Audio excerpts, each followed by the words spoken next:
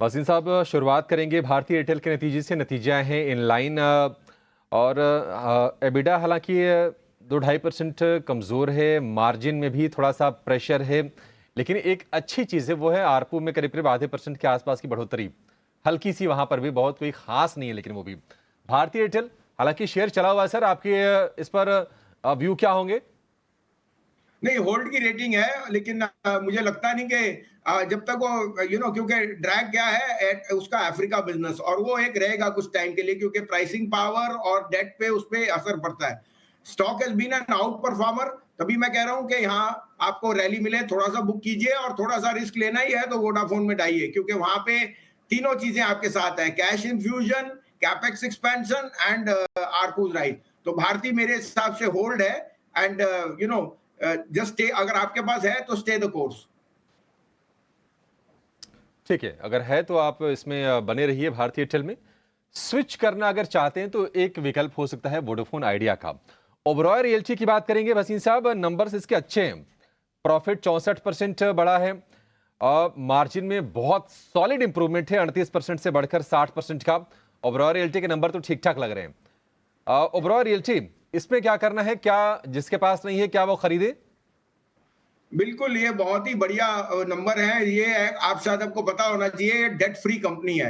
इन्होंने कभी capital raise नहीं किया और इंटरनल रिसोर्सेज से चलती है। अब स्टॉक सस्ता नहीं है, क्योंकि रियल्टी के शेयर्स काफी महंगे भी हो गए हैं और सारा गुड न्यूज भी प्राइस्ड इन है, लेकिन इसके मार्जिन आर्ग्यूबली सबसे बेस्ट आते हैं इंडस्ट्री में।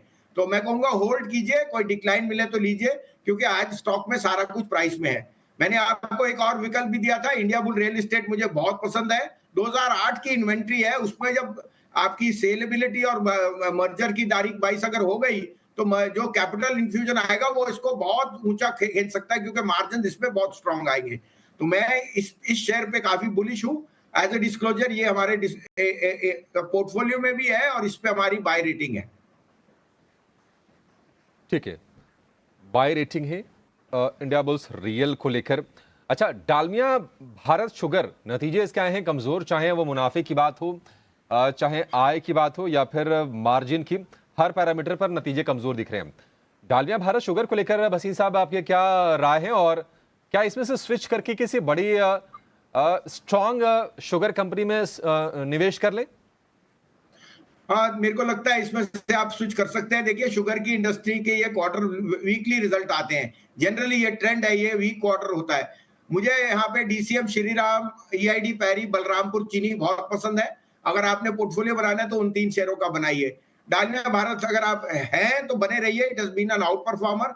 मगर मेरे को लगता है वो 3 स्टॉक्स की जो अर्निंग्स और विजिबिलिटी और परफॉर्मेंस है विल बी मच बेटर। ठीक है, बेहतर विकल्प आपके पास है, आप उसमें अपना स्विचिंग कर सकते हैं। मन इंफ्रा, इसके नतीजे भी कमज़ोर हैं, प्रॉफिट में 29% का गिरावट है, मार्जिन में भी हमने कमी देखी है 1.5% के आसपास की, और आय घटी है 56%। मन इंफ्रा वसीम साहब, इसमें क्या प्रॉब्लम है और कंपनी आपको कैसी लग रही है ये? नहीं, मैं तो कहूंगा प्रॉफिट बुक कीजिए इसमें, और आपको 2 विकल्प दे दिए, इरकॉन रेलवेज का और इंजीनियर्स इंडिया ओएमसीज। ओएमसीज जिस तरह से एक्सपैंड कर रहे हैं, बोनस भी दे दिया। उनके जो इलेक्ट्रिकल काम है, जितना इंजीनियरिंग का काम है, सब इंजीनियर्स इंडिया के पास है, और इरकॉन के पास सारा काम है रेलवेज का। तो ये दोनों शेयर आपके पास जब आपके सामने सोना पड़ा है, तो आपको क्यों दूसरी चीज में जाना। साथ में PSUs have been the flavour, और मुझे लगता है आगे जाते हुए भी पीएसयूज में और इम्पटस आएगा। तो मैं रिकमेंड करूंगा इरकॉन और इंजीनियर्स इंडिया में शिफ्ट कीजिए। ठीक है, ईआईएल में और इरकॉन में शिफ्ट करने की सलाह है। अगला शेयर है Radico Khaitan. Weak numbers, profit में 26% की गिरावट, रेवेन्यू में 15% की, और मार्जिन में हालांकि इसमें बढ़ोतरी है, लेकिन रेडिको खेतान के साथ दिक्कत ये रही कि इसने पैसे बना के इस साल निवेशकों को दिए नहीं है वसीम साहब। रेडिको खेतान क्या करें इसमें शेयर में? अरे अभिषेक जी, ये मैनेजमेंट बहुत बढ़िया है। ये 250-300 रुपए शेयर था, 1600 रुपए हो गया। इन्होंने मार्केट शेयर ले लिया। आफ्टर एट जो इनकी ब्रांड है वो बहुत सुपर परफॉर्म करती है। मैं तो पीता नहीं, टी टोटलर हूँ, लेकिन इसकी मार्केट शेयर और इसका जो परफॉर्मेंस है बहुत बढ़िया है। आई थिंक इसकी मैनेजमेंट बहुत बढ़िया है। तो मैं ये इसमें ये भी कह सकता हूँ कि ये सिक्लिकल इंडस्ट्री है, एक आध क्वार्टर की वीकनेस है, जो मिलेनियल की ड्रिंकिंग चॉइस और अवेलेबिलिटी और एक्सपेंशन है वो तो अनबिलीवेबल है। तभी आपने मैकडॉवेल और रेडिको को आउट परफॉर्म देखा है। मैं सोचता हूँ कोई भी डिक्लाइन आए लीजिए, but look for the next 1 year, don't look for the next 3 months. एक आध क्वार्टर वीक होता है because of cyclicality, but I think this is a must have, this industry is going to go places. तो McDowell and Radico both are buys on decline. ठीक है। United spirits और रेडिको खेतान ये गिरावट पर खरीदारी वाले शेयर हैं। अच्छा भसीन साहब, दो शेयर आपके सामने मैं रखूंगा। एक तो कोलगेट का है, इसके नंबर ठीक लग रहे हैं मुझे। प्रॉफिट 20% बढ़ा है, आय 10% बढ़ी है, मार्जिन भी इंप्रूव किया है। और दूसरा जो शेयर है वो है स्पेशलिटी रेस्टोरेंट का। इसमें आप क्या सलाह देंगे, क्योंकि स्पेशलिटी रेस्टोरेंट के नंबर कमज़ोर हैं प्रॉफिट के फ्रंट पर, अगर हम बात करें तो मार्जिन के फ्रंट पर। क्या करना चाहिए दोनों शेयरों में, कोलगेट में और स्पेशलिटी में? हाँ, तो देखिए कोलगेट, हिंदुस्तान लीवर, मैरिको और नेस्ले, ये चारों हमारे पोर्टफोलियो, और गोदरेज कंज्यूमर, ये हमारी कवरेज में है लेकिन काफी नीचे भाव से। On all declines Colgate is a must have. अगर आप इंडिया की ग्रोथ पे हो तो Colgate is a must have, given that उसकी डेमोग्राफिक प्रीमियम से ही उसकी जो और ये आज का नहीं, ये तो मेरे ख्याल से 40 साल से यही करते जा रहा है, हमेशा growth rate above the market. तो any decline is a buying opportunity, stay in Colgate. Speciality restaurant, again मैं कह रहा हूँ ना, सिक्लिकलिटी ज्यादा हो रही है, सो आई थिंक उससे आप थोड़ा सा प्रॉफिट बुक कर सकते हैं, निकल सकते हैं।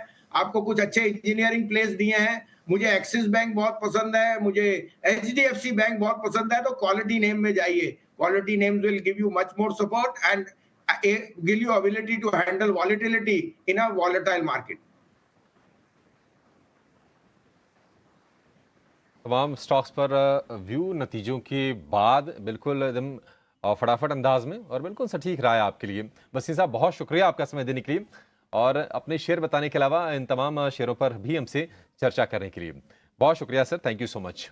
वोहरा हमारे साथ जुड़ गए हैं। कुश, गुड मॉर्निंग। चलिए शुरुआत कर लेते हैं आपके स्टॉक कॉल से। बताइए कहाँ पर आपका कमीशन है, क्या खरीदने की सलाह दे रहे हैं आप?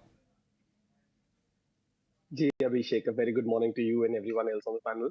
वेल देखिए, हमें लग रहा है ये जो मोमेंटम हमने पिछले 2 सेशंस में देखा है ये कंटिन्यू रह सकता है। ये हो सकता है कि यहाँ से थोड़ा सा जो अपसाइड है कैप्ट रहे, तो प्रॉफिट बुक करते चले निफ्टी बैंक निफ्टी दोनों पे, ये सलाह रहेगी। वॉलेटिलिटी भी हाई है तो हो सकता है कि थोड़ी सी आपको उठापटक मार्केट में देखने मिले। तो पॉइंट इसकी आप यहाँ पे पैसे जो है अपने प्रॉफिट जो है बुक करते चले। जहां तक स्टॉक स्पेसिफिक एक्शन की बात है, 2 पिक्स है। पहला है हीरो मोटोकॉर्प। यहाँ पे अगर आप देखें तो स्टॉक में कल अच्छा मूव देखने मिला था हमें। ये मोमेंटम जो है कंटिन्यू रह सकता है। अच्छा खासा ब्रेकआउट आया था वॉल्यूम के साथ। 51755300 के नियर टर्म टारगेट के लिए आप हीरो मोटो को कंसिडर कर सकते हैं 4900 के स्टॉप लॉस के साथ। जो दूसरा पिक है वो है एपिग्राल। कल अगर आप देखें तो एक रिकवरी दिखी थी स्टॉक में। पिछले 2 सेशन से अटेम्प्ट हो रहा था। कल एक कन्विंसिंग अप मूव दिखा था। हालांकि 20 डे मूविंग एवरेज का रेजिस्टेंस था, बट हमें लग रहा है कि यहाँ से जो अपसाइड है ये 1355 तक स्टॉक को लेके जा सकता है। 1285 के करीब स्टॉप लॉस लेके चले। तो हीरो मोटोकॉर्प और एपिग्राल, ये दो हमारे स्टॉक पिक्स रहेंगे आज के लिए। और साथ ही